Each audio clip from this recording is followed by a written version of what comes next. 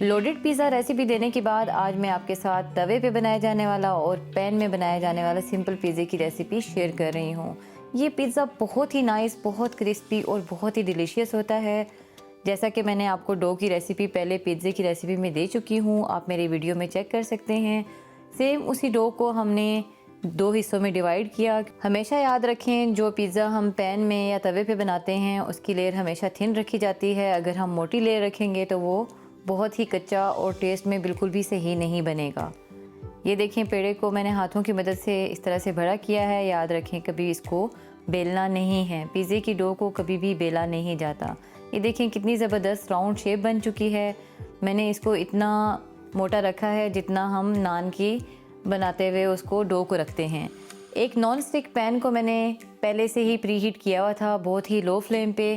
اس میں میں نے پیزا بیس کو ایسے ایڈجسٹ کر دیا ہے۔ بہت ہی لو فلیم پہ ایک سائیڈ اس کی پکا لینی ہے اور اس کو دوبارہ سے پلٹ لینا ہے۔ یہ دیکھیں ایک سائیڈ اس کی پک چکی ہے جس پہ میں ساری ٹاپنگ کروں گی پیزا کی، کیونکہ ہم یہ چولہے پہ بنا رہے ہیں۔ آپ جو توے پہ بنائیں تو سیم اسی طرح سے ہی آپ نے فالو کرنا ہے۔ سب سے پہلے اس کے اوپر پیزا سوس اپلائی کرنی ہے، جو کہ آلریڈی میں آپ کو ریسیپی دے چکی ہوں۔ یہ سوس بہت ہی زبردست ہوتی ہے، اس کا ٹیسٹ بہت ہی اچھا آتا ہے۔ اس کی ریسیپی میں آپ کو پہلے دے چکی ہوں۔ اس میں سب سے جو امپورٹنٹ چیز ہے کہ ہم نے چیز کو سب سے پہلے ڈالنا ہے، کیونکہ پیزا بیس جو ہے وہ گرم ہوتا ہے، اس کے اوپر یہ جلدی میلٹ ہو جائے گی۔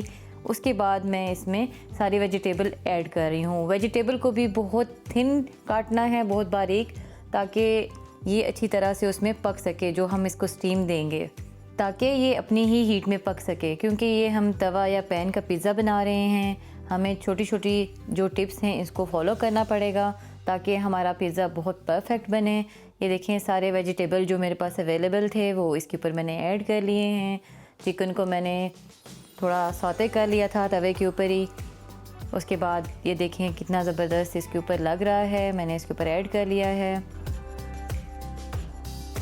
چکن کو بوائل کرنے کے بعد میں نے بس توے پہ تھوڑا سا پکا لیا تھا تاکہ اس کا کلر چینج ہو جائے۔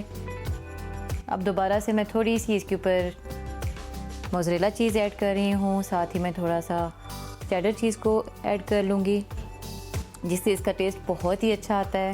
بہت ہی لو فلیم پہ تقریباً 10 منٹ کے لیے میں نے اس کو رکھ دیا ہے۔ یہ دیکھیں 10 منٹ گزر چکے ہیں اور یہ بہت ہی زبردست کرسپی پیزا ریڈی ہو چکا ہے۔ میں آپ کو دکھاتی ہوں، یہ دیکھیں، واو کتنا زبردست اس کی لک آئی ہے، بہت ہی نائس یہ بنا ہے۔